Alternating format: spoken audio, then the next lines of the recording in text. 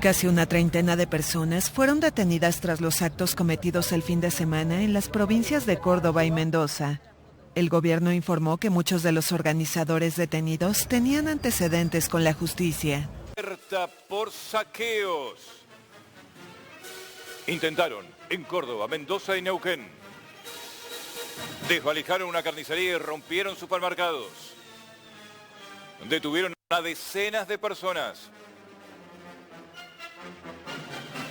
Estas son algunas de las imágenes. Muy cerca de aquí, anoche, detuvieron a 3 personas que intentaron violentar la puerta de un supermercado que está a mis espaldas. Acérquense, les voy a mostrar, porque aquí no hay guardia policial, ni tampoco daños que sean realmente muy visibles. Pero si miran con atención, van a advertir que en la parte superior de la puerta hay una chapa que está doblada, y esa chapa en realidad no estaba así, sino que anoche con barretas intentaron doblarla. Pasado el mediodía empezó a circular por redes sociales la palabra saqueo.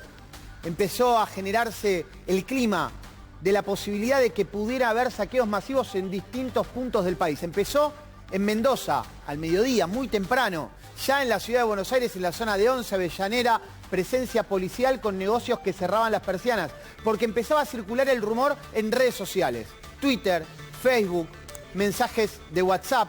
Lo que ocurre es que con el avance del día empezaron a crecer los rumores, eran todos rumores, y empezaban a surgir algunos videos de otros años, 2018, 2019, y esto empezó a hacer crecer la posibilidad de que se dieran este tipo de robos. Existieron algunos episodios, y no de hoy, sino de algunos días atrás, de organizaciones delictivas, según el propio lenguaje del ministro Aníbal Fernández, que instigaron o realizaron efectivamente estos robos. Ahora, se dio, por ejemplo, en la avenida Avellaneda, aquí en el barrio de Flores de la ciudad de Buenos Aires, que alguien hizo correr el rumor, se bajaron las persianas, llegaron las cámaras y claro, insisto, profecía autocumplida, ven, acá está, y se podía mostrar lo que efectivamente no había ocurrido, pero cuya consecuencia, temor y todo el pánico que eso genera, de alguna manera había creado la escena interesante para difundir. La psicosis que crean, claro, es inevitable. Muchos de los supuestos hechos no ocurren.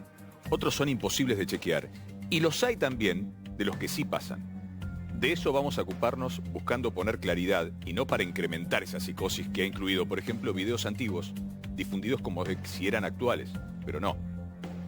De los que han ocurrido, vamos a ocuparnos ahora. Pero para ser claros, hablamos de robo agravado en poblado y en banda. Ese es el delito, inciso 2 del artículo 167 del Código Penal, que prevé una pena de reclusión de 3 a 10 años.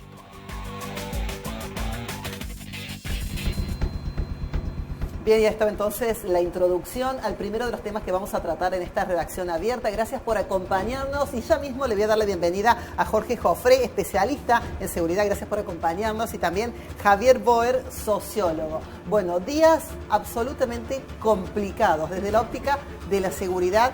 ¿Cómo podemos comprender qué está ocurriendo todo esto y qué pasa con los diagnósticos? ¿Qué pasa con la prevención? Me da la sensación de que todo implica una acción una vez concretado el hecho, ¿no?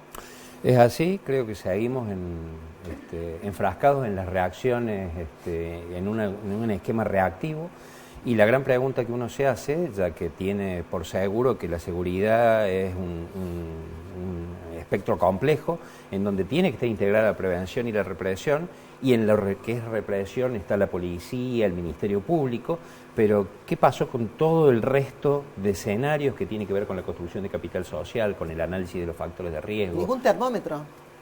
Y este es el problema, porque se ve que los que definen políticas han leído el manual. Hay algunos mecanismos, algunos dispositivos que podrían haber sido útiles, como por ejemplo consejos barriales, como por ejemplo determinados escenarios de trabajo en la comunidad, que es en donde tendría que haber estado el termómetro puesto para medir el nivel de hervor en la atención pública. Y o el termómetro no funciona, o el que está llamado a leerlo no lo interpreta, pero está claro de que la política ha relegado esos espacios y le está entregando todo a la última parte del esquema, que es el reactivo y represivo, el primer sitial, cuando en realidad tendría que haber generado estos otros dispositivos para que trabajen en red y evitar esto, porque efectivamente estas situaciones son previsibles. ¿Qué es lo que está pasando hoy? Saqueos, delincuentes que hacen lo que quieren, han tomado la calle y actúan en grupo, menores liberados. ¿Cómo definimos lo que está pasando hoy, considerando que no se llevan alimentos? Se llevan cigarrillos, se llevan alcohol, se llevan cualquier cosa, menos algo de necesidad que plantea el hambre, por ejemplo. Hay de todo. Creo que ante la situación de ebullición social, disconformidad, falta de, digamos, lo que podríamos decir, ya que el sociólogo está mejor enmarcado para hablar de la anomia y todas estas cuestiones, desde Weber a otros autores que lo siguen desarrollando.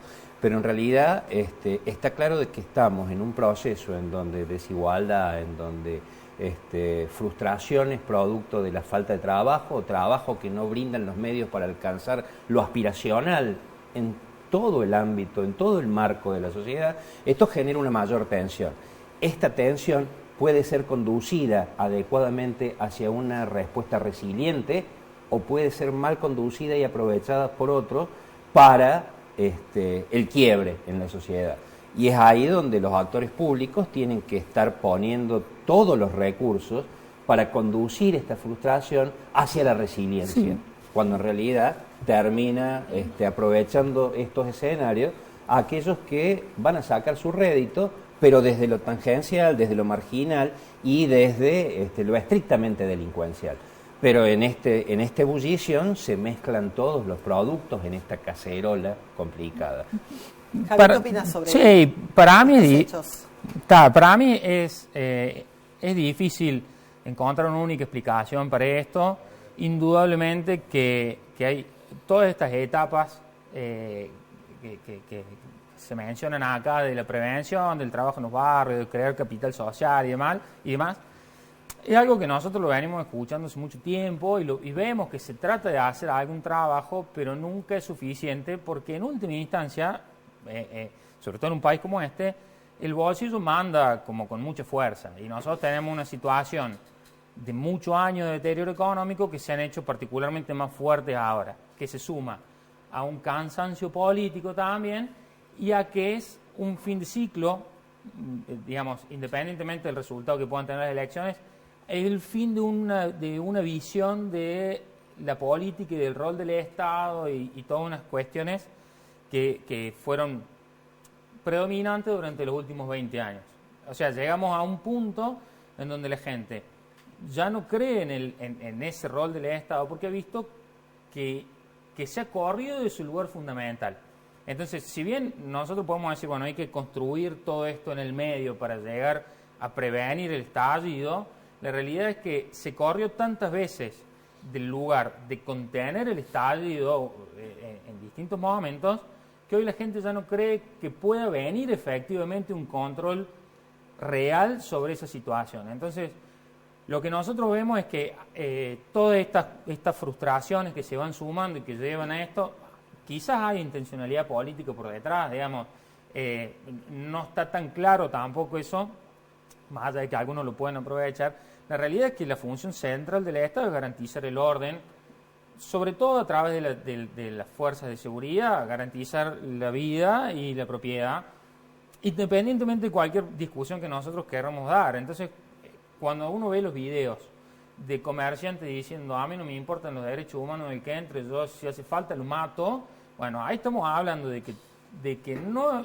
ya no solamente fallaron todos estos mecanismos de prevención, sino que también está fallando el Estado en esa función básica de garantizar que un ciudadano común y corriente no tenga que recurrir a la violencia privada para resolver un problema y proteger su patrimonio, que algunas veces es un kiosco, un almacén, no sé, la bici con la que el jardinero va a cortar el pasto todos los días. O sea, hay un montón de situaciones de vulneración de ese derecho que se van sumando, de a poquito, se van sumando y se llevan a que pase esto. Ahora pensaba, ¿no? En otras oportunidades me da la sensación de que, por ejemplo, los comerciantes, los particulares, esperaban la situación con una resignación. Bueno, si me toca que me roben, si me toca que me saquen. Ahora es una posición distinta de defensa, de no voy a permitir que se lleven mi trabajo, no voy a permitir que se lleven mi mercadería. y se ponen en una situación activa. ¿Cómo interpretamos esa respuesta de quedarse a dormir en los comercios, de llevarse toda la mercadería a su casa, de armarse adentro de los comercios? Es decir, esa desprotección del Estado, esa falta de respuestas, inevitablemente hace que emerjan otras reacciones. Y yo creo que parte la gente aprendió, entre comillas, por decirlo, de lo que fue la experiencia de 2013, o sea, lo que fue la situación esa del motín policial, paro y demás, significó para mí un punto de quiebre, en la sociedad, particularmente en la sociedad cordobesa, respecto a esto de decir, bueno, hay un punto en el que no nos ayuda nadie, y uno tiene que buscar la forma de cuidarse. Lo que pasa es que también se suman otras cuestiones, porque uno ya llegó a un punto en donde hay pequeños robos que uno ya no denuncia. Ya llegó a ese punto de decir, bueno, no va a pasar nada, no lo denuncio. Ahora, cuando se habla de un comerciante que tiene puesto muchísimo capital en juego en ese lugar, que es su principal fuente de ingresos, que es por ahí la proyección que hace para otras aspiraciones. Por ejemplo, asegurarse de que sus hijos estudien o tengan una determinada cobertura de salud o lo que fuere, digamos. Así sea que se quiere de viaje, es irrelevante, digamos, pero tiene ciertas aspiraciones que dependen de que eso prospere, entonces lógicamente no va a dar por sentado que alguien lo va a cuidar, porque ya quedó en evidencia a lo largo de los últimos años de que no es que nadie nos cuida, sino de que no llega al nivel que tiene que ser esa protección. Porque, a ver, ¿cuántas veces lo hemos visto? Estas cuestiones de que uno no puede dejar nada en el auto, que primero estaban los que te inhibían las alarmas, ahora están los que te abren las alarmas, están los que te rompen el vidrio cuando estás parando en el semáforo, están los que te patean la puerta en tu casa. Entonces, cuando se suman todas esas cuestiones, la gente llega a un punto de decir, bueno, no, nadie me va a proteger ante esto y no me queda otra que hacerlo yo. Claro, aparte de un cansancio, o sea, basta, o sea, me rompen el auto, me roban la goma, me afanan el negocio, no puedo hacer absolutamente nada. Hay como un agotamiento y decir, bueno, hasta acá llegué, voy a cuidar lo mío. Y con respecto a este momento, porque todavía estamos en un momento complicado y sensible, no sabemos si esto concluyó o no. Me vengo a Córdoba. ¿Cuál debe ser la estrategia de la policía de Córdoba y el trabajo conjunto con la justicia, ¿no? Porque siempre ponemos el foco en la policía. La policía hace su trabajo, ingresan y salen. Y con la presencia de menores, ¿no? Porque están sumamente orquestadas las bandas de delincuentes con los menores que van justamente a esos lugares porque saben que no pasa absolutamente nada. Los detienen y al rato están durmiendo en su casa. ¿Cuál debería ser la estrategia para la protección de esos comercios que se sienten desprotegidos porque dicen, bueno, la policía está cuidando los comercios grandes y yo que soy chiquito, que me cuesta un montón tener esta mercadería, nadie me protege? ¿Qué debería hacer el gobierno hoy? En realidad lo que hemos estado viendo en estos días es que esta reacción puede ser la adecuada en función de que uno observa a actores de la conducción de la policía, actores de la conducción del Ministerio Público, sentados en la misma mesa con distintas organizaciones de comerciantes y demás que están definiendo estrategias de conjunto y ve que la policía está teniendo respuesta. En ese sentido uno no se anima a confrontar, pero en definitiva estamos hablando de lo mismo. En este punto la policía y el Ministerio Público está reaccionando en la medida de lo que la gente está pidiendo, que ejerza el rol tuitivo. Fíjense que además desde el Ministerio Público se está tomando el rol de comunicación respecto de cuáles son los pasos que se están dando en la investigación, en lo que son las aprehensiones. En cierto modo estamos viendo la respuesta necesaria. Lo que uno está planteando tiene que ver con, a ver, ¿qué esperamos para qué hemos dejado de hacer para que lleguemos a este punto? Porque insisto que policía y Ministerio Público son el último vallado. Si nosotros no establecemos dispositivos antes, y la gente no va a tener otra opción que tener que seguir actuando de esta manera angustiante en respuesta y en defensa de lo poco o mucho que pudo construir en su existencia. Jorge Javier, saludamos a Miguel Robles, especialista en seguridad, lo tenemos vía Zoom. Gracias por sumarse esta noche de Redacción Abierta. Y bueno, ¿cuál es su primera reflexión con respecto a estos recientes hechos de violencia extrema donde los particulares se cuidan como pueden, donde hay una policía que plantea ciertas estrategias, donde está la justicia, donde está el Ministerio Público Fiscal y en el medio los ciudadanos sumamente agobiados por este tipo de hechos? Gracias por el contacto. ¿Qué tal? Buenas noches, ¿cómo estás? Mira, es un tema aparentemente simple y con un nivel de profundidad muy grande, por eso por ahí hay que elegir por dónde queremos hacer el abordaje, ¿no? En primer lugar están estas condiciones objetivas en las cuales se dan este tipo de hechos. Y antes de hablar de los hechos en sí, tenemos que ver si nos vamos a permitir nominar la criatura. Viste que en estos días se trató desde la dirigencia política de no hablar de saqueos. Se habló de, digo, muchos sinónimos o palabras aproximadas para no hablar de esta palabra maldita, que de algún modo tiene reminiscencias que a ningún oficialismo le conviene traer ni recordar. Hecho esta salvedad, te digo que hay, como hablaba anteriormente, están estas condiciones objetivas por las cuales se producen este tipo de hechos que están vinculados con una política económica y una crisis institucional muy fuerte en el país. Pero Miguel, ¿quiénes están actuando? ¿Quiénes son los protagonistas de estos hechos delictivos? ¿Delincuentes que aprovechan el contexto y se organizan para seguir robando? ¿Son personas con hambre, desempleadas? ¿Quiénes son los que están haciendo, de acuerdo a tu mirada, estos hechos delictivos sumamente violentos donde actúan en grupo, actúan en manada, actúan con esta modalidad piraña? De acuerdo a tu reflexión, ¿quiénes están al frente de esto? Mira, están las condiciones dadas y por lo tanto hay una necesidad absolutamente instalada dentro de las personas, en realidad con necesidades básicas insatisfechas. En segundo lugar, todos los saqueos siempre son provocados, ¿no? En mayor o menor medida son provocados. Ahora, si nosotros vamos a tratar de profundizar en esta situación, bueno, empiezan a surgir algún tipo de coincidencias que son vinculadas con las fechas que han surgido y con las cuestiones geográficas. Si nosotros vamos a ver lo que ha ocurrido en todo el país y lo relacionamos con Córdoba, nos llama la atención de las cuestiones geográficas.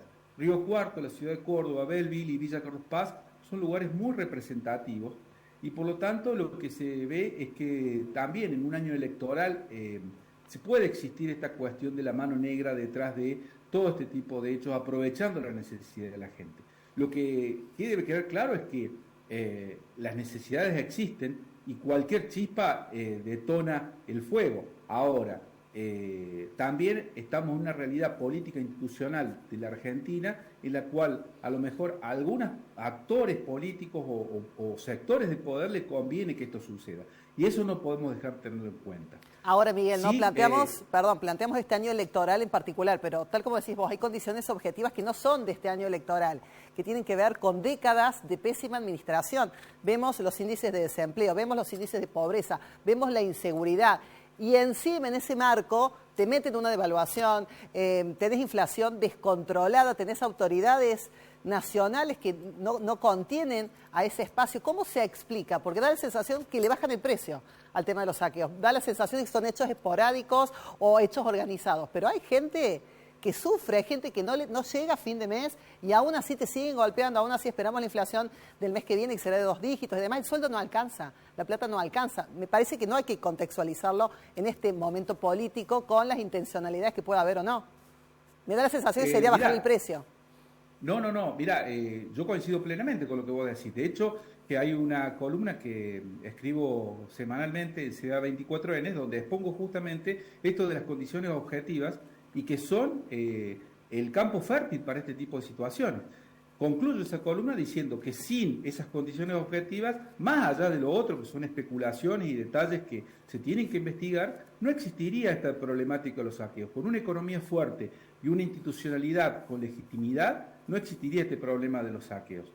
Eso, en primer lugar, esto es indudable que es de esta manera. Ahora, cuando uno entra en las autorías, bueno, ahí ya empezamos a hacer algún tipo de discriminación porque evidentemente que está esto más superficial, que son las personas que necesitan, como vos bien decías y como yo también lo remarcaba en la columna, en una semana se devaluó el 20%, los aumentos se registraron entre 50 y 100% y mucha gente que estaba ya a nivel de pobreza, trabajadores formales, estaban debajo, que en la línea de pobreza, al límite de la línea de pobreza, quedaron ya dentro de la indigencia. Todo eso claramente son elementos objetivos que nadie puede discutir. Ahora, también eso puede ser aprovechado en otro sentido y esto también es algo que de algún modo lo vemos a través de lo que están diciendo las palabras del fiscal general es quien se ha puesto al frente de toda esta situación en la provincia de Córdoba, a tratar de desentrañarlo. Va a ser difícil que se pueda llegar hasta esos esquemas de complicidad que han generado o que han puesto en vilo la salud intrapsíquica, los bienes y la institucionalidad misma en el caso de la provincia de Córdoba y en todo el país. Miguel, recién Jorge planteaba, ¿no? Junto a Javier, me da la sensación por momentos de que no hubo termómetros, que nadie advirtió absolutamente nada, y en estos hechos uno de los elementos en común es la presencia de menores. Hace meses que venimos cronicando situaciones en Nueva Córdoba, robos pirañas, actúan en grupo, son menores de edad y ahora se sorprenden. ¿Cómo me explicás vos este trabajo de la justicia donde me da la sensación que se debería plantear alguna iniciativa para plantear el delito penal y juvenil, ¿no? Hay toda una situación, una realidad que tampoco se puede tapar el sol con las manos, de cómo han venido avanzando estos hechos y lamentablemente no ha habido una respuesta firme todavía porque, bueno, de algún modo hay ciertas circunstancias institucionales que eso no han generado las posibilidades de que ese cambio se produzca en ese sentido, ¿no? No me estoy refiriendo a un cambio de signo político, sino a veces de generaciones en un mismo signo político. Como vos bien decís, esto se viene dando, esto se lo venimos observando. Hoy hablando con otros colegas, les decía, nosotros que tenemos algunos años, nunca vimos estas bandas de gente en moto generando ilícitos en la calle casi de manera habitual, ¿no? Esto es un fenómeno relativamente nuevo. Y bueno, justamente estos recursos y estas herramientas que no se han dado, creo que el momento de crisis ha generado un poco un cachetazo a toda la dirigencia política y un despertar de lo que está sucediendo, porque no nos olvidemos que en un país con una crisis económica feroz, tremenda, incontenible, la inseguridad es el primer reclamo de las personas. Por lo tanto, es una necesidad de darle un tipo de respuesta a este tipo de situaciones. Miguel, muchísimas gracias por sumarte a esta charla, a esta reflexión en Redacción Abierta. Ha sido muy amable. Muchas gracias a ustedes y saludos a todos. Bueno, esto es Miguel Robles y bueno, para ir cerrando y agradeciéndole su visita. Lo planteaba recién el dato, ¿no? ¿Por qué no hay respuestas? ¿No? Hablamos de los motochorros, atacan, una tras de otra, cada vez más violentos, cada vez más armados, la gente cada vez más desprotegida, no se hace nada. Menores, protagonistas de hechos delictivos, menores, nos hartamos de cronicar las mismas situaciones y las respuestas son las mismas. ¿Hasta cuándo? Tenemos un par de problemas que son serios. Por un lado, la ideologización de la seguridad.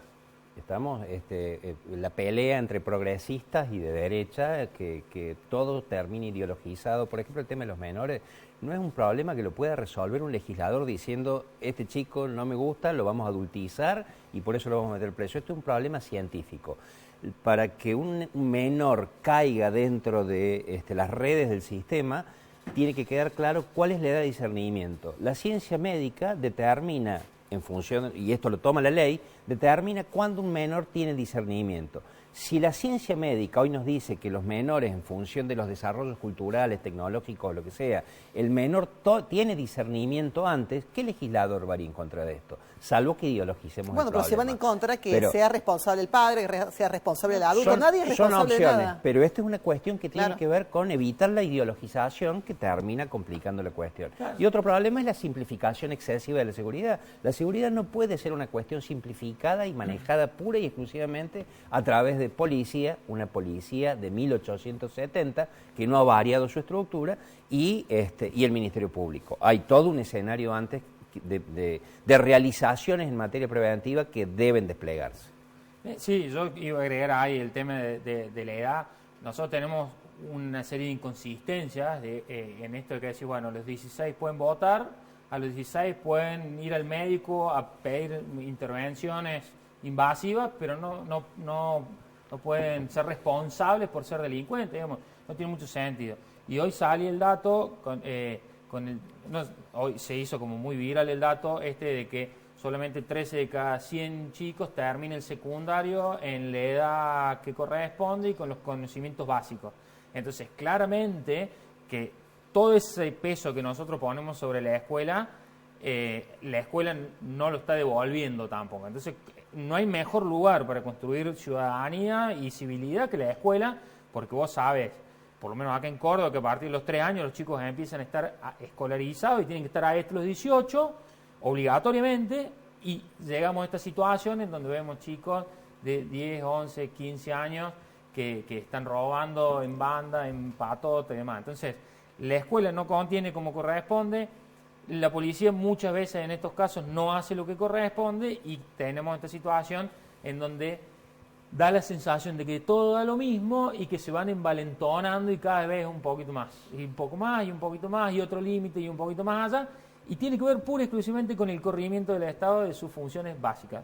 Proteger la propiedad y la vida. No hay mucho más que eso, digamos. Javier, Jorge, muchas gracias a los dos por venir a esta charla tan interesante. Bueno, ojalá que se planteen medidas concretas, porque describimos las mismas situaciones que cada vez son peores, cada vez son más violentas. La ciudadanía común está encerrada y los delincuentes sueltos. Van siempre un paso adelante. ¿Cuándo se va a cambiar eso, no? Bueno, tenemos muchas preguntas y lamentablemente muy pocas respuestas y siempre describimos el mismo panorama. Es como que se repite el modelito y las autoridades, los legisladores no promueven o no proponen nada novedoso al respecto. Nosotros nos vamos al corte, estamos en vivo a través de la pantalla del 10 haciendo Redacción Abierta. Ya venimos.